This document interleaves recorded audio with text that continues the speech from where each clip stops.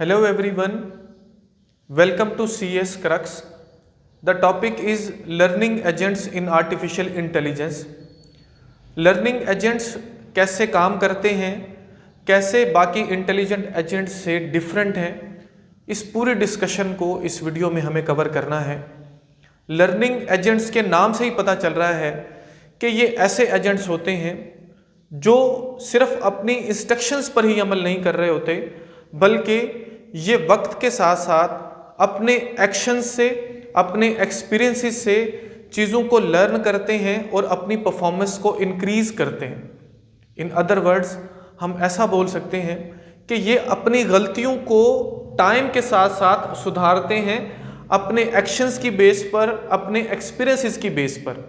अगर कोई एक इंटेलिजेंट एजेंट, जिसको हम लर्निंग एजेंट बोल रहे हैं, वो कोई गलती कर रहा है, वो अपने परफॉर्मेंस स्टैंडर्ड को अचीव नहीं कर रहा, तो वो उस गलती से, उस एक्शन से जो उसने परफॉर्म किया, उससे वो चीज़ों को लर्न करेगा, अपने एक्सपीरियंसेस से लर्न करेगा और अपनी परफॉर्मेंस को आने वाले टाइम में इंक्रीज करेगा।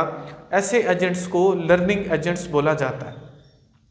रियल लाइफ में अगर किसी कॉलेज की, किसी स्कूल की, किसी यूनिवर्सिटी की हम एग्जाम्पल लें, तो स्टूडेंट्स जो वहाँ पर पढ़ रहे होते हैं, फॉर एग्जाम्पल कोई एक क्लास है, क्लास 10th है, उनको एनुअल एग्ज़ाम देना है और उसके बाद वो अपनी क्लास को पास आउट करेंगे। तो एनुअल एग्ज़ाम से पहले उन स्टूडेंट्स को बहुत से टेस्ट से गुजारा जाता है। मिड टर्म हो सकती है, वो मंथली टेस्ट हो सकते हैं।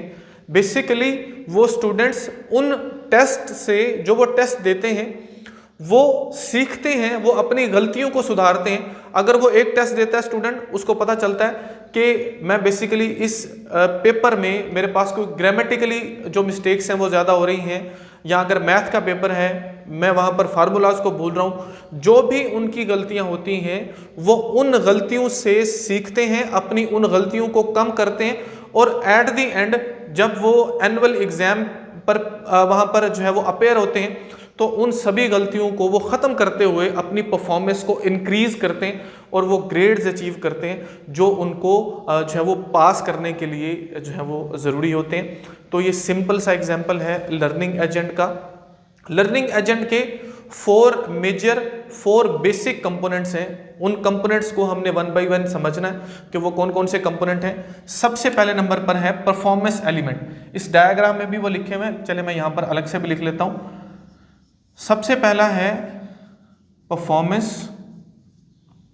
एलिमेंट।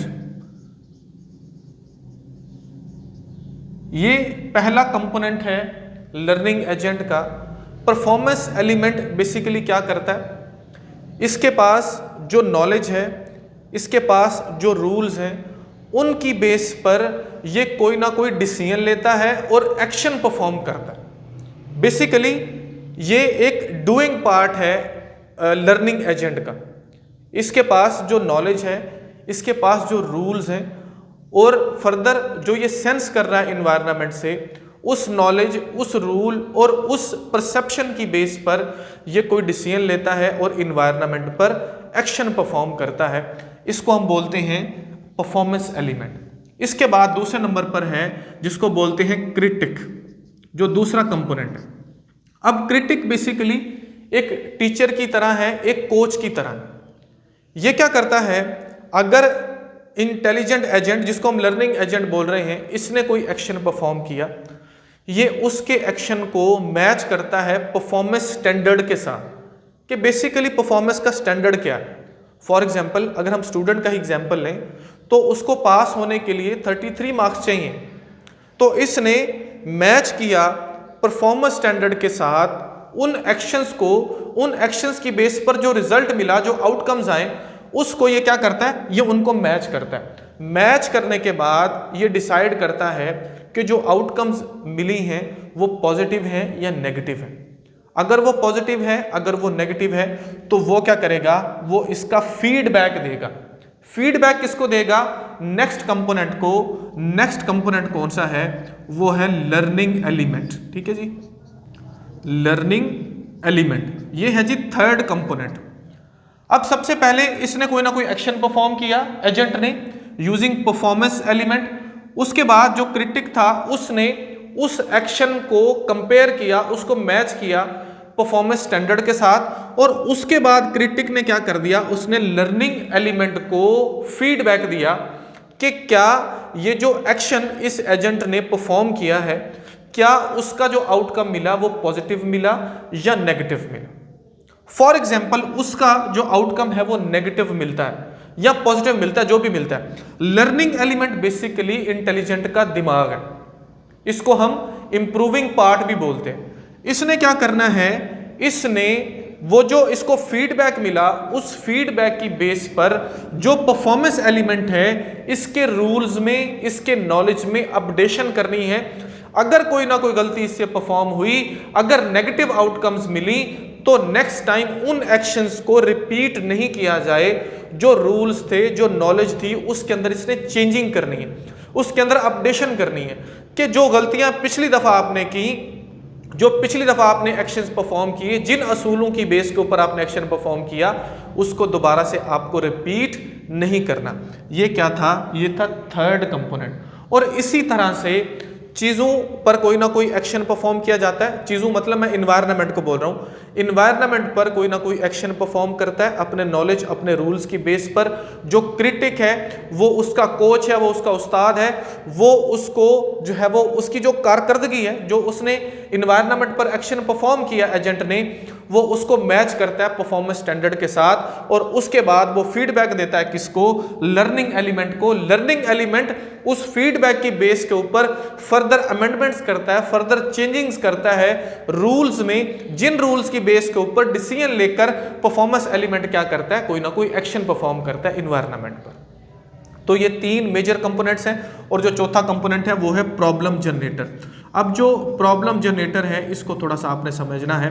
प्रॉब्लम जनरेटर क्या काम करता है, ये जो है ना, ये नए नए मशवरे देता है एजेंट को, ये नए नए एक्सपीरियंसेस करने के लिए उसको बोलता है।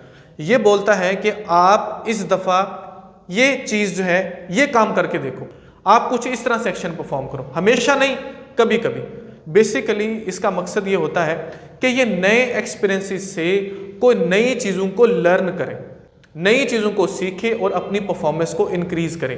उन एक्सपेरिमेंट से, उन एक्शन से कोई ना कोई गलतियां हो सकती हैं। ज़रूरी नहीं है कि हर दफ़ा चीज़ें जो हैं वो कारकर्दगी बेहतरी ही लाएं, ऐसा भी पॉसिबल है कि बहुत सारी गलतियां भी हो सकती हैं, बहुत सारे नेगेटिव आउटकम्स भी आ सकते हैं। लेकिन बेसिकली प्रॉब्लम जनरेटर ये चाह रहा है कि जो एजेंट है वो नए एक्शंस परफॉर्म करके, नए एक्सपेरिमेंट्स करके जो है इन्वायरमेंट पर कुछ एक्शंस परफॉर्म करे, जिससे उसकी कारकर्दगी को मज़ीद बेहतर किया जा सके।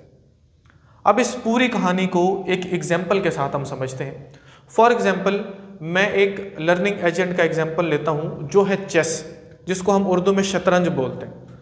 अब बेसिकली उसके अंदर जो सॉफ्टवेयर है जो उसको चलाता है वो क्या है, वो है लर्निंग एजेंट।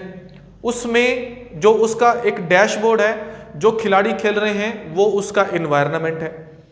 अब जो लर्निंग एजेंट है वो फर्स्ट टाइम जब खेलता है, ठीक है, अगर हम देखें तो वो परफॉर्मेंस एलिमेंट के जरिए कोई एक्शन परफॉर्म करता है।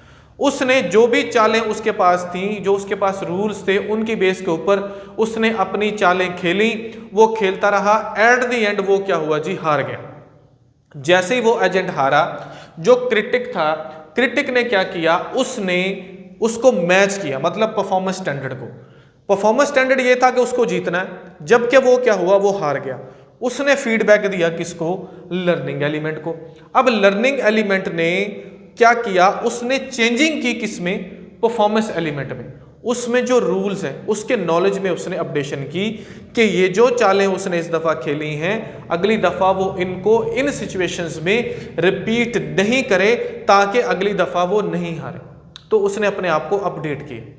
इसी तरह से जो प्रॉब्लम जनरेटर है, ये कभी ना कभी उसको कोई ना कोई एक नया एक्सपेरिमेंट करने का बोलता है। ये उसको बोलता है कि आप इस दफ़ा ये एक्शन परफॉर्म करो, शायद ये चाल काम कर जाए, शायद ये चाल काम कर जाए। इस तरह से वो सैकड़ों हजारों गेम्स खेलने के बाद एक बहुत बड़ा प्लेयर बन जाता है। वो अपने बहुत सारे गलतियों से, अपने बहुत सारे एक्शन से, एक्सपीरियंसेस से चीज़ों को लर्न करता रहता है और एट द एंड वो एक इतना बड़ा प्लेयर बन जाता है कि वो बड़े बड़े प्लेयरों को हरा सकता है। ये लर्निंग एजेंट। इसी तरह से लर्निंग एजेंट्स की और भी बहुत सी एग्जांपल्स हैं, जैसे नेटफ्लिक्स में जो रिकमेंडेशंस होती हैं, बेसिकली वो जो एप्लीकेशंस हैं वीडियोस को रिकमेंड करने वाली, वो भी लर्निंग एजेंट की ही एग्जांपल है। डिफरेंट जो वर्चुअल असिस्टेंट्स हैं वो भी क्या हैं, वो लर्निंग एजेंट्स की एग्जांपल्स हैं। एक और चीज़ आपने खुद से एक्सपेरिमेंट करना है ताकि आप अच्छे से इस कहानी को समझ पाओ कि कैसे ये लर्निंग जो एजेंट्स होते हैं ये चीज़ों को सीख रहे होते हैं। फॉर एग्जाम्पल आप क्या करो, आप अपने मोबाइल से गूगल जेमिनी को ओपन करो, जो हर बंदा ओपन कर सकता है। एज कंप्यूटर साइंस स्टूडेंट तो आपको इसका पता होना ही चाहिए।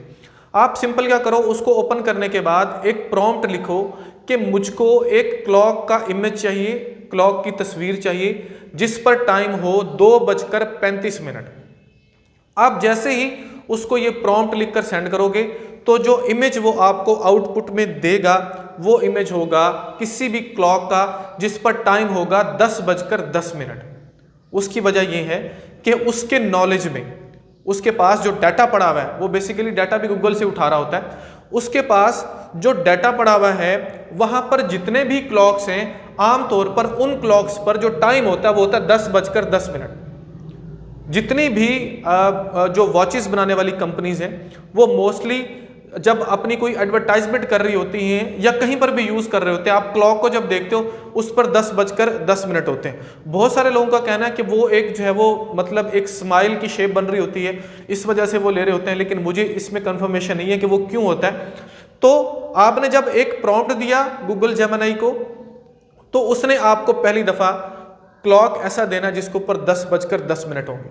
आप उसको बोलोगे कि यहाँ पर 2:35 नहीं हुए या वो पर्टिकुलर टाइम नहीं है जिसके लिए मैं डिमांड कर रहा हूँ। आप एक और प्रॉम्प्ट लिखोगे, वो फिर से भेजेगा, उसमें भी 2:35 नहीं होंगे, लेकिन कुछ ना कुछ उसमें करेक्शंस होती जाएंगी। एट द एंड आपको 20 दफ़ा, 30 दफ़ा या 40 दफ़ा आप उसको प्रॉम्प्ट देते जाते हो, उसकी थोड़ी थोड़ी करेक्शंस करते जाते हो, वो हर दफ़ा आपसे अपोलोजाइज करता जाएगा गूगल जेमिनी, और एट द एंड वो इस स्टेज पर पहुंच जाएगा कि जो आपने उसको प्रॉम्प्ट दिया वो उसके अकॉर्डिंग आपको जो है वो एक क्लॉक वहां पर दिखाएगा, वो इमेज जो आपको चाहिए होगी। कुछ इसी तरह से ये जो लर्निंग एजेंट्स हैं ये क्या करते हैं, ये ना सिर्फ अपनी जो इनके पास इंस्ट्रक्शंस होती हैं उस पर अमल कर रहे होते हैं, बल्कि वक्त के साथ साथ अपने एक्शन से, अपने एक्सपीरियंसेस से ये चीज़ों को लर्न करते हैं और अपनी परफॉर्मेंस को इंक्रीज करते हैं। सिंपल सी कहानी ये। तो डायग्राम मैंने यहाँ पर बनाई हुई है, डायग्राम को थोड़ा सा समझ लेते हैं। ये जो पार्ट है ये पार्ट है एजेंट का, मतलब ये क्या है, ये है जी एजेंट, और ये है हमारे पास इन्वायरमेंट। एजेंट बेसिकली क्या करता है, इन्वायरमेंट से अपने सेंसर्स की हेल्प से कुछ परसेप्ट करता है और एक्चुएटर्स की हेल्प से कुछ एक्शंस परफॉर्म करता है इन्वायरमेंट पर। ये जो भी सेंस करता है ये है परफॉर्मेंस एलिमेंट। परफॉर्मेंस एलिमेंट के पास जो भी नॉलेज होता है, जो रूल्स इसके पास हैं या जो भी इसने सेंस किया, उसकी बेस के ऊपर ये कोई ना कोई इन्वायरमेंट पर एक्शन परफॉर्म करता है with the help of actuators. अब परफॉर्मेंस एलिमेंट जो है इसको बोला जाता है डूइंग पार्ट। इसको भी लाजमी याद रखना है, ये जो कंपोनेंट है इसको doing part of learning agent बोला जाता है। समटाइम ये पूछ लिया जाता है। अब उसके बाद सेंसर्स की हेल्प से जो चीज़ें इसने सेंस की, इसने कुछ एक्शन परफॉर्म किया, जो भी एक्शन परफॉर्म किया, जो क्रिटिक है जिसको हम उसका उस्ताद बोल रहे हैं, उसका कोच बोल रहे हैं, उसने उन एक्शंस की बेस पर जो भी रिजल्ट्स आए, जो आउटकम्स आई, उनको मैच करना है किससे, परफॉर्मेंस स्टैंडर्ड से। ठीक हो गया। और ये जो क्रिटिक है इसको बोला जाता है इवेल्युएटिंग पार्ट। ठीक है जी, ये इसका दूसरा पार्ट है। अब इसने फीडबैक परफॉर्मेंस स्टैंडर्ड को और आउटकम्स को कंपेयर करने के बाद, मैच करने के बाद इसने फीडबैक किसको देना है, लर्निंग एलिमेंट को। अब लर्निंग एलिमेंट जो है इसको हम बोलते हैं इंप्रूविंग पार्ट। ठीक है जी, किसका, लर्निंग एजेंट का इंप्रूविंग पार्ट है ये। अब लर्निंग एलिमेंट क्या करता है, ये जो भी इसको फीडबैक मिला ये उस फीडबैक से फर्दर जो है चेंजिंग करता है किसमें, परफॉर्मेंस एलिमेंट में, उसके नॉलेज में, वो जो रूल्स यूज कर रहा है उनमें, ताकि अगली दफा जब ये कोई एक्शन परफॉर्म करे तो वो गलती ना करे जो इसने ऑलरेडी की। इसी तरह से लास्ट पर है हमारे पास प्रॉब्लम जनरेटर। प्रॉब्लम जनरेटर को जो है वो एक्सप्लोरिंग पार्ट भी बोला जाता है। तो बेसिकली ये चीज़ों को एक्सप्लोर कर रहा होता है। ये बोलता है एजेंट को कि आप कोई नया एक्सपेरिमेंट करो, कोई नया एक्शन परफॉर्म करो, ताकि इससे आपकी जो कारकर्दगी है वो मज़ीद बेहतर हो सके। यहाँ पर कारकर्दगी कम होने के चांसेस भी हैं, लेकिन कभी कभी जो प्रॉब्लम जनरेटर है ये नए नए एक्सपेरिमेंट्स के लिए जो है वो बोलता है एजेंट को। तो सिंपल सी कहानी है, डायग्राम आप लाजमी बनाइएगा। तो दोबारा से मैं बता दूं, जो परफॉर्मेंस एलिमेंट है इसको हम डूइंग पार्ट बोलते हैं, क्रिटिक को हम इवैल्यूएटिंग पार्ट बोलते हैं, और लर्निंग एलिमेंट को हम इम्प्रूविंग पार्ट बोलते हैं, और प्रॉब्लम जनरेटर को हम एक्सप्लोरिंग पार्ट बोलते हैं ऑफ लर्निंग एजेंट। तो होपफुली यहाँ तक जो कॉन्सेप्ट है learning agent in artificial intelligence का वो आपको समझ आया होगा। वीडियो अगर आपके लिए हेल्पफुल है तो लाइक ज़रूर कीजिए, चैनल को सब्सक्राइब ज़रूर कीजिए और दूसरों के साथ शेयर ज़रूर कीजिए। Thank you so much.